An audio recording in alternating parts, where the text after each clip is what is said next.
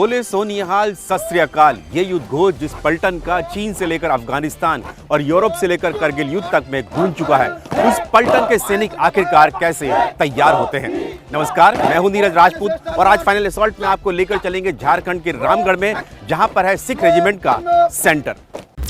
19वीं सदी में महाराजा रणजीत सिंह की खालसा आर्मी दुनिया की शायद पहली और आखिरी ऐसी फौज थी जिसने अफगानिस्तान में अपना परचम लहराया था। उस वक्त इस खालसा आर्मी की बहादुरी से अंग्रेज इतने प्रभावित हुए कि महाराजा रणजीत सिंह की मौत के बाद इस खालसा आर्मी को भारतीय सेना का हिस्सा बना लिया और यही खालसा आर्मी आज सिख रेजिमेंट के नाम से जानी जाती है। सिख रेजिमेंट को पूरे 175 साल हो चुके हैं और इस साल यानी कि जुलाई के महीने में ये सिख रेजिमेंट अपना 175वां स्थापना दिवस मना रही है। अफगानिस्तान में भले ही आज तालिबान का राज कायम हो गया हो, वहां से भारतीय नागरिकों के साथ साथ गुरु ग्रंथ साहिब को भी सुरक्षित वापस लाया गया हो, लेकिन एक समय ऐसा भी था जब सिख रेजिमेंट ने अफगानिस्तान के दो बार दांत खट्टे किए थे। पहली बार 1880 में और दूसरी बार 1919 में अफगानिस्तान को हराने के लिए सिख रेजिमेंट को अफगानिस्तान के बैटल ऑनर का सम्मान मिला था। आप यहाँ पर जो देख रहे हैं इसका नाम है बैटल इनोकुलेशन ड्रिल।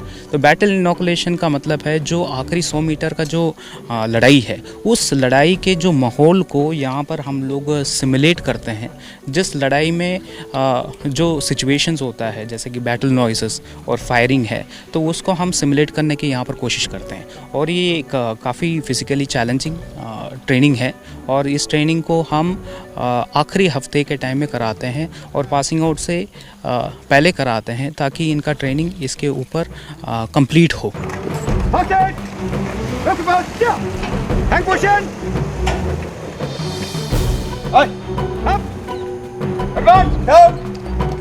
जो भी आप देख रहे हैं असॉल्ट कोर्स, इसका एक ट्रेनिंग का बहुत ही अहम महत्वपूर्ण हिस्सा है। जैसे कि हमलावर फौज को दुश्मन के डिफेंस एरिया तक पहुंचने के लिए बहुत सारी रुकावटों का सामना करना पड़ सकता है। हर एक मिशन के दौरान कुदरती और बनावटी रुकावटें मिल सकती है। यहाँ पर रिक्रूट्स को बेसिक ट्रेनिंग खत्म होने के बाद एडवांस ट्रेनिंग के दौरान असॉल्ट कोर्स की प्रैक्टिस करवाई जाती है कि इनको मौका मिलने पर वह अपनी शारीरिक क्षमता और शरीर और दिमाग का तालमेल सही रखते हुए किसी भी रुकावट को आसानी से पार कर सकें। और ये टोटल 24 रुकावट्स हैं और इनको एक रिक्रूट को पास करने के लिए 12 मिनट और एक्सीलेंट टाइम रखा गया है और जो रिक्रूट इसको करता है वही पासिंग आउट परेड पास करता है। जैसे अभी किसी भी इलाके में अलग अलग प्रकार की मुश्किल और रुकावट हो सकती है। इसको पार करने के लिए दो अहम चीज़ें हैं, जैसे शारीरिक क्षमता और शारीरिक और दिमाग का आपसी तालमेल। तो यहाँ पर एक रिक्रूट्स का मनोबल बढ़ाने के लिए ये रुकावट जो असॉल्ट कोर्स करवाया जाता है। जैसे यहाँ पर 24 अलग अलग प्रकार की ऑब्स्टिकल बनी हुई है, जैसे फायर से कूदना, जैसे कोई रिवर है उसका बर्मा ब्रिज और स्मोक चैम्बर अपना स्क्रीन बनाने के लिए, अपने आप को छुपाने के लिए, और जैसे किसी एक नाले को क्रॉस करना, रोप बांधकर ऊपर उसको एक जगह से दूसरे जगह मूव करने के लिए, और क्रॉलिंग के वक्त अपने आप का खाका छोटा बनाने के लिए, इस सब प्रकार की ऑब्स्टिकल बनाई गई है।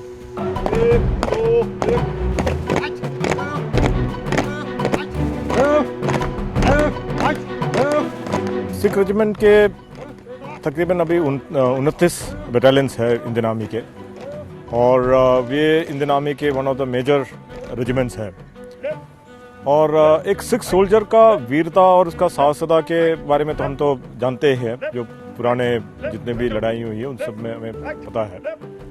और आज के टाइम में जो इंडियन आर्मी में जो मॉडर्नाइजेशन चल रहे हैं, तो अभी उसी जवान को और उन बटालियंस में आधुनिक हथियार, बेटर सर्वेलेंस और इक्विपमेंट, कम्युनिकेशन इक्विपमेंट और आधुनिक व्हीकल्स जो मोबिलिटी के लिए, ये सब चीज़ें अभी आ रहे हैं। जिसके साथ साथ जो एक बटालियन की जो स्ट्रेंथ है, और जवान तो है ही है, जो उनकी जो वीरता है, साहसिकता है, उनका कमिटमेंट है, ये सब चीज़ है ही है। उसके साथ साथ ये नए इक्विपमेंट, नए वेपन्स, ये सब आने के साथ साथ तो बटालियन की जो एक स्ट्रेंथ है वो काफ़ी गुना बढ़ गई है। और यही चीज़ है जो हमें देखने में आया है कि जो हाल ही में जो सिचुएशंस है, चाहे वो हमारे नॉर्दर्न बॉर्डर्स में हो या नॉर्थ ईस्ट में हो, या डेजर्ट्स में हो, जो हमारी बटालियन जहाँ हर जगह डिप्लॉयड है और हर जगह ये बटालियन जो है अच्छे काम कर रहे हैं और हमेशा तैयार है कि कोई भी हादसा, कोई भी हमला आ जाए उसको काबू करने के लिए। भारतीय सेना की जो ट्रेनिंग है, अब उसमें जो आधुनिक हथियार हैं उनके ज़रिए भी ट्रेनिंग शुरू हो गई है। भारतीय सेना ने जो 6 और राइफल अमेरिका से ली हैं उनका इस्तेमाल अब LOC और LAC पर तो हो ही रहा है, कश्मीर में हो रहा है, लेकिन ट्रेनिंग में भी उसका इस्तेमाल किया जा रहा है। ये देखिए यहाँ पर सिख रेजिमेंट के रेजिमेंटल सेंटर में जो ट्रेनिंग सैनिकों को दी जा रही है वही 6 और राइफल से दी जा रही है। और उसके साथ साथ और अभी क्या और आधुनिकीकरण आ गया है इस ट्रेनिंग में, ये देखिए साथ में जो टैब रखा हुआ है, इस टैब में जो सामने जो टारगेट है, जो अचूक निशाना लगाना है, उसका यहाँ पर डिस्प्ले हो रहा है कि कहाँ पर जाकर गोली लगी। तो जैसे ये जो सैनिक हैं इनका जो टारगेट है बिल्कुल सीधे सामने जाकर दुश्मन की छाती में जाके लगा है। तो पहले क्या होता था, ट्रेनिंग के दौरान जाकर देखना पड़ता था कि कहाँ जाके फायर किया है, कहाँ जाकर निशाना लगा है या नहीं लगा है। लेकिन अब इसके ज़रिए यहाँ बैठे बैठे, यहाँ लेटे लेटे ही पता चल जाएगा कि दुश्मन पर निशाना कितना अचूक है। और इसीलिए सामने लिखा गया है अचूक निशाना। ये अचूक निशाना इसीलिए कि प्रैक्टिस के दौरान जो सैनिक हैं उनका निशाना अचूक हो, इसलिए कि जब ये युद्ध के मैदान में जाए तो दुश्मन पर भी अचूक निशाना लगा सकें। यहाँ पर जो हम आप लोग खड़े हैं ये शॉर्ट रेंज है। इस शॉर्ट रेंज के ऊपर हम वेपन ट्रेनिंग देते हैं। एक रिक्रूट हमारे पास में आता है जिसके पास में कोई हथियार की ट्रेनिंग नहीं होती है, तो जब 1 साल की ट्रेनिंग करने के बाद में यहाँ से निकलता है तो एकदम उस रिक्रूट को ट्रेंड सोल्जर बना देते हैं। तो इसके लिए हम लोग प्रोग्रेसिव ट्रेनिंग अपनाते हैं। इनिशियली जब वो आता है तो बेसिक लेवल में उसको हथियार के बारे में क्लास लिया जाता है, तो उसके बाद में उसको वेपन हैंडलिंग सिखाया जाता है। उसके बाद में ये जवान रिक्रूट हमारे पास में ट्रेनिंग के लिए आते हैं। जब ट्रेनिंग के लिए आते हैं तो इनिशियली उनको 100 मीटर में फायरिंग किया जाता है, जैसे कि आप लोगों ने आज देखा है यहाँ पर। जब 100 मीटर में उनकी फायरिंग हो जाती है और उसमें वो एक्यूरेसी जो डिफाइंड लेवल है उसको जब अचीव कर लेते हैं देन उनको हम 200 मीटर, 300 मीटर, 400 मीटर में ले जाते हैं। तो ऐसे ही इनका 2 पार्ट होता है। जो बेसिक मिलिट्री ट्रेनिंग में ये इंसास राइफ़ल के ऊपर फायर करते हैं और एडवांस मिलिट्री ट्रेनिंग में ये LMG के ऊपर फायर करते हैं। और जब बेसिक मिलिट्री ट्रेनिंग और एडवांस मिलिट्री ट्रेनिंग इनका ख़त्म हो जाता है तो ये यूनिट जाने से पहले इनको CI का कैप्सूल दिया जाता है। इस CI कैप्सूल में JNK और नॉर्थ ईस्ट में जो सिचुएशन है, जो CI एंड काउंटर टेररिज्म वाला, उस काउंटर टेररिज्म के सिचुएशन के लिए जिस हिसाब से इनको रिक्वायरमेंट है ट्रेनिंग की, तो वो ट्रेनिंग आखिर में हम देते हैं।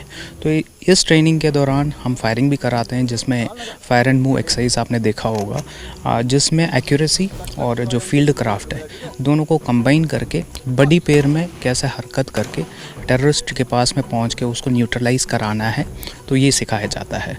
और एक बैटल इनोकुलेशन ड्रिल भी आपने देखा होगा। ये बैटल इनोकुलेशन ड्रिल जो है ये आखिरी जो 100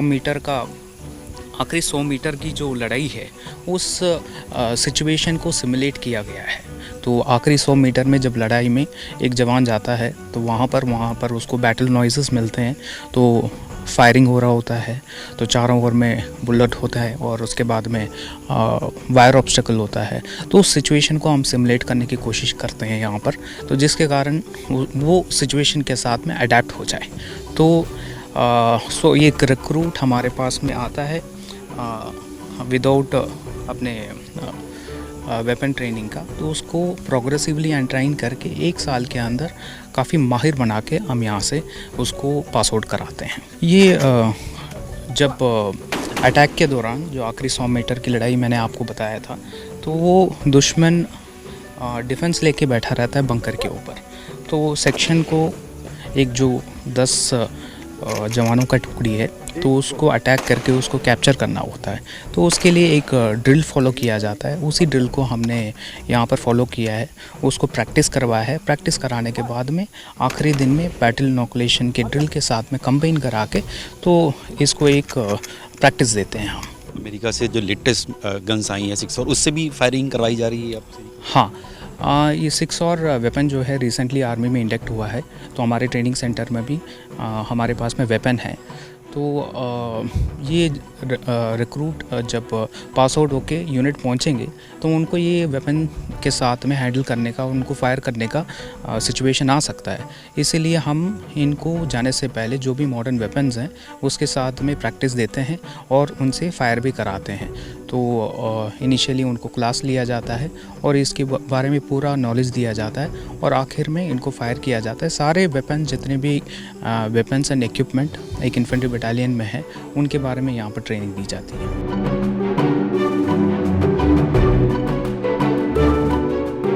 तो हमारी ट्रेनिंग एक्चुअली सिख रेजिमेंट की बेस्ड प्रोग्रेसिव ट्रेनिंग है। सो जब रिक्रूट आते, आपको पता ही है world war 1, world war 2 and उसके बाद जितनी भी लड़ाइयाँ हैं, इंडियन लड़ाइयाँ, सब में हमारे खालसों ने पार्टिसिपेट किया है और बहुत ही ज़ोर और वीरता से पार्टिसिपेट किया है। अब ये जो वीरता है इनकी, ये इनके खून में भरी हुई है।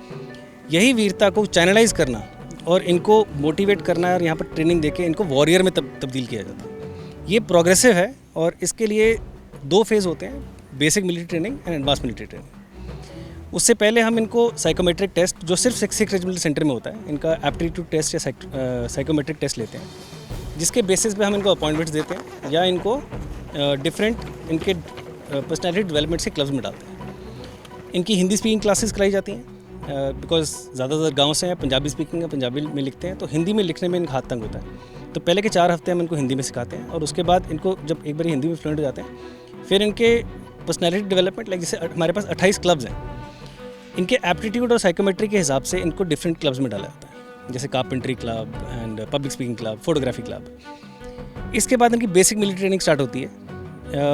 इसमें मेन फोकस होता है physical and mental conditioning. Civilian फौज में आया, इसकी physical conditioning and mental conditioning के ऊपर जोर देके फिर इसको हम धीरे धीरे 8 किलोमीटर 16 किलोमीटर का रूट मार्च और इसी के बाद इसके फायरिंग और ड्रिल के ऊपर जोर देते हैं। यहाँ पर इसको इंट्रोड्यूस करवाया जाता है फायरिंग और ड्रिल से, जहाँ पर इसका बेसिक ढांचा सीधा किया जाता है और ये कल्मिनेट होता है एडवांस मिलिट्री ट्रेनिंग में। एडवांस मिलिट्री ट्रेनिंग हमारा मेन फोकस है बिकॉज यहीं पर हम इस लड़के को हम सोल्जर तैयार करते हैं। इसमें एडवांस मिलिट्री ट्रेनिंग में 30 किलोमीटर 40 किलोमीटर रूट मार्चेस होते हैं, प्लस इसमें इनका advance firing like light machine guns and grenade introduction, rocket launchers, इन सब के साथ इंट्रोडक्शन होता है। और यहाँ पर इनका फिजिकल कंडीशनिंग से बढ़कर इनको physical robustness and physical fitness and उस सब पे आते हैं हम। इसके बाद हम इनको इनका CI कैंप होता है, काउंटर इंसर्जेंसी कैंप, बिकॉज बहुत सारे लड़के यहाँ से फील्ड जाते हैं JNK एंड नॉर्थ ईस्ट। जब JNK नॉर्थ ईस्ट जाने से पहले हम इनको इंट्रोड्यूस करवाते हैं कि वहाँ पर कैसी सिचुएशंस फेस करेंगे। इस CI कैंप के बाद ये अपनी यूनिट्स में जाते हैं। तो ये पूरा प्रोग्रेसिव ट्रेनिंग है, from civilian to physical conditioning to robustness to forming a men soldier.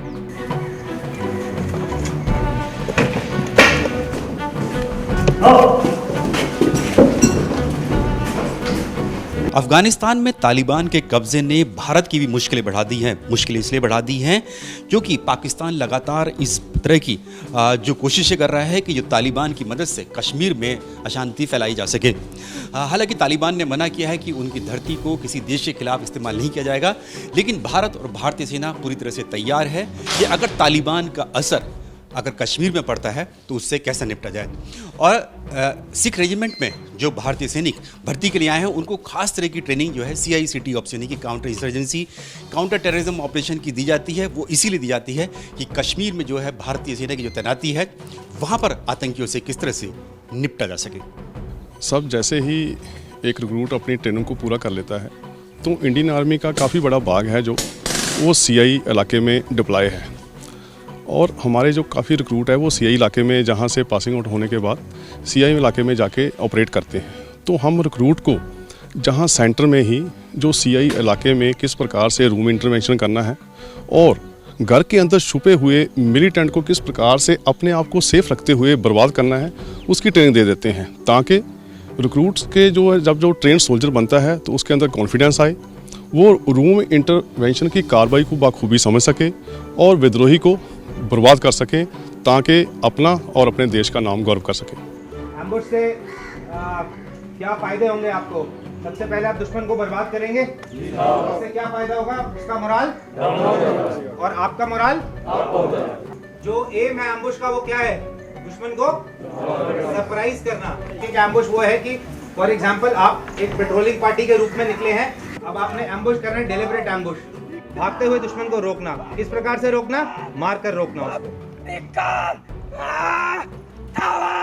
तो इसका जो नॉर्थ पोल और साउथ पोल जो है, नॉर्थ पोल ऑटोमेटिक किस तरफ आके खड़ा हो जाता है, नॉर्थ डायरेक्शन। इसके अलावा ये जो है डायरेक्शन और डिग्री बताते हैं, दिशा में मालूम कर सकते हैं। नॉर्थ दिशा का हमें पोलसार से पता चलता है। धार्मिक स्थल, मंदिर हो, मस्जिद हो, वहाँ पर जो भी आदमी जाता है अपनी जो धार्मिक जो भावनाएं होते हैं उनको उसके लिए जाता है, प्रार्थना के लिए जाता है। लेकिन सेना में यही जो धार्मिक स्थल होते हैं ये एक मिलिट्री टैक्टिक्स का हिस्सा होते हैं। वो कैसे होते हैं? जैसे मंदिर, शिवालय होता है तो वहाँ पे जो शिवलिंग है उसकी डायरेक्शन जो होती है, उसकी जो दिशा है वो किस तरफ होती है वो भी समझाई जाती है। यहाँ पर सिख रेजिमेंट में जब हम यहाँ पहुंचे तो जो यहाँ पर सैनिक हैं उनको समझाया जा रहा है कि अगर कहीं पर भी वो कहीं ऐसी जगह में फंस जाते हैं जहाँ पर उनको डायरेक्शन की जानकारी नहीं है और उनको मंदिर वहाँ दिख जाता है, शिवलिंग वहाँ पे दिख जाता है, तो उससे पता चल सकता है कि शिवलिंग का जो जल होता है वो किधर निकलता है, वो उत्तर दिशा में निकलता है। ठीक वैसे ही मस्जिद में अगर किधर की तरफ खड़े होकर आप अपना नमाज अदा कर रहे हैं तो उससे आपकी डायरेक्शन पता चल जाती है कि वो पश्चिम की तरफ है। कब्रिस्तान में भी ठीक वैसे ही कि क्योंकि जो मुर्दा होता है उसको जो दफन किया जाता है उसका जो सर होता है वो उत्तर की दिशा में होता है। तो ऐसे में ये सैनिक जो है दिशा का ज्ञान भी इन धार्मिक स्थलों से कर सकते हैं, कब्रिस्तान से कर सकते हैं। और अगर रात में कहीं फंस गए हैं तो उसके लिए जो आसमान में जो सबसे प्राचीन एक तरीका था कि पोल स्टार यानी कि ध्रुव तारे को देखकर आपको डायरेक्शन पता करनी है, तो वो ये सारी जो टैक्टिक्स हैं, मिलिट्री टैक्टिक्स हैं, ये सैनिकों को समझाई जाती हैं और समझाई जा रही हैं इस सिख रेजिमेंट के में, जहां पर सैनिकों को तैयार किया जा रहा है देश के दुश्मनों के खिलाफ लड़ने के लिए। का पैप या बम्बू को लेकर सेफ्टी फ्यूज और भारतीय सेना की ट्रेनिंग में इम्प्रोवाइजेशन पर भी बहुत ध्यान दिया जाता है। जैसे कि ये सिख रेजिमेंट में हम लोग देख रहे हैं जहाँ सैनिकों की ट्रेनिंग हो रही है, दरअसल एक बांस का टुकड़ा दिखाई देता है, लेकिन ये बांस का टुकड़ा महज नहीं है, ये एक टॉर्पीडो है, छोटा सा टॉर्पीडो है। टॉर्पीडो वैसे तो भारतीय नौसेना या दूसरे देशों की जो नौसेनाएं होती हैं वो इस्तेमाल करती हैं, लेकिन ये जो टॉर्पीडो है इसको बैंगलोर टॉर्पीडो के नाम से जाना जाता है। इसके अंदर एक्सप्लोजिव भरा होता है, तो इसको इस्तेमाल किया जाता है कि अगर सैनिक दुश्मन देश की सीमा में जा रहे हैं और वहाँ पर कटीली तार लगी हुई है तो उसको किस तरह से भेद कर जाना है, तो उससे ये फेंस जो होती है उसको ब्लास्ट कर देती है और फिर सैनिक आगे बढ़ जाते हैं। ठीक ऐसे ही ये पोल चार्जर है, ये एक छोटा सा बॉक्स दिखाई दे रहा है, लेकिन अगर दुश्मन के बंकर को बर्बाद करना है तो उसके लिए इसका इस्तेमाल किया जाता है। या फिर ये रैमर चार्ज है, ये भी इसी तरह से दुश्मन की जो बंकर्स हैं उनको बर्बाद करने के लिए किया जाता है। और जैसे कि मोलोटोव कॉकटेल, ये देखिए एक छोटा सा ये बांस का टुकड़ा है और इसमें ये छोटी सी शीशी लगी हुई है, ये देखिए ये मोलोटोव कॉकटेल है। इसका इस्तेमाल किया जाता है कि जो हमारे सैनिक हैं वो दुश्मन के जो बंकर्स होते हैं उनको बर्बाद करने के लिए इसको जाते हैं बेहद गोपनीय तरीके से और जाके फिर दुश्मन के बंकर पे जाके फेंक देते हैं और फिर वहाँ पे आग लग जाती है, तो दुश्मन के जो खेमे में हड़कंप मच जाती है।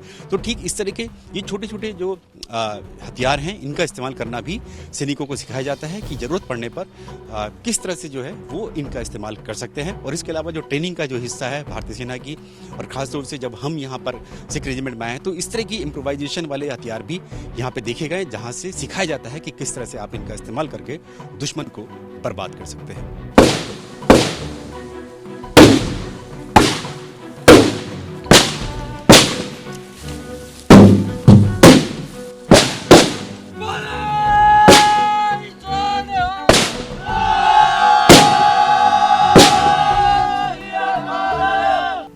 एक रिक्रूट जब हमारे पास आता है तो वो एक सिविल बैकग्राउंड से आता है और उसकी कुल ट्रेनिंग यहाँ पे 9 महीने की होती है। तो हमारे लिए एक चैलेंज होता है कि इस 9 महीने के अंदर हम उसे कैसे बेहतर तरीके से ट्रेनिंग दें जिससे वो एक बहुत ही प्रभावशाली भारतीय सेना का सैनिक बने। इसके लिए हमारे रेजिमेंट की ट्रेनिंग का सिद्धांत है संत सिपाही।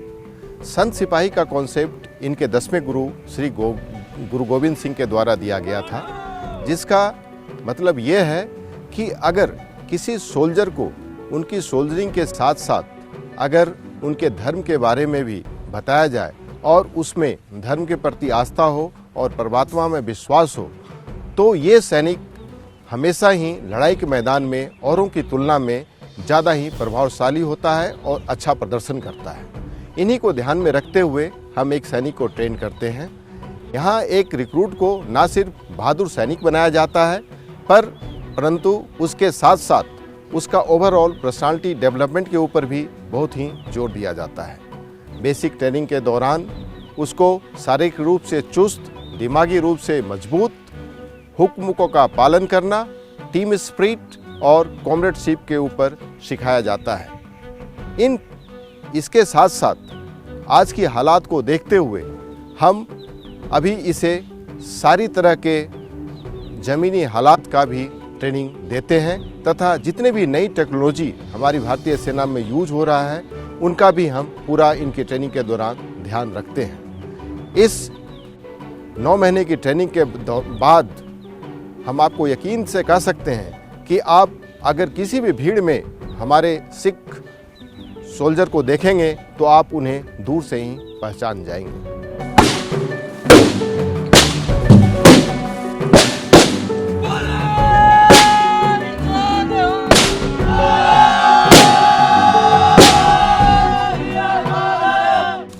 बोले सो निहाल, सत श्री अकाल, यही युद्ध घोष है भारतीय सेना की सिख रेजिमेंट का। और पिछले 175 साल से ये युद्ध घोष अफगानिस्तान हो या अफ्रीका, चीन हो या फिर करगिल युद्ध, वहाँ पर हमेशा सुनाई पड़ता है।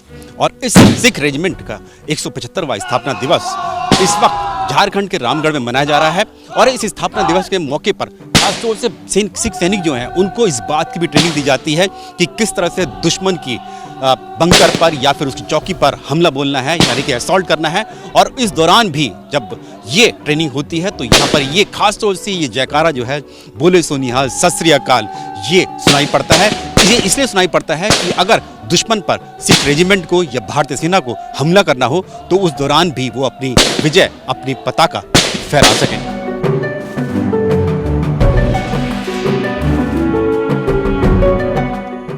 देश दुनिया की रक्षा सुरक्षा से जुड़ी हुई कोई भी जानकारी या सवाल आप मुझसे पूछना चाहते हैं तो उसके लिए आपको क्या करना है? उसके लिए आपको हमारे इस वीडियो यानी अनकट फाइनल असॉल्ट के वीडियो के कमेंट बॉक्स में जाकर अपना सवाल पूछना है। अगर ये सवाल और जानकारी देश की सुरक्षा से कॉम्प्रोमाइज़ नहीं करती है तो मैं इसका जवाब आपको जरूर दूंगा।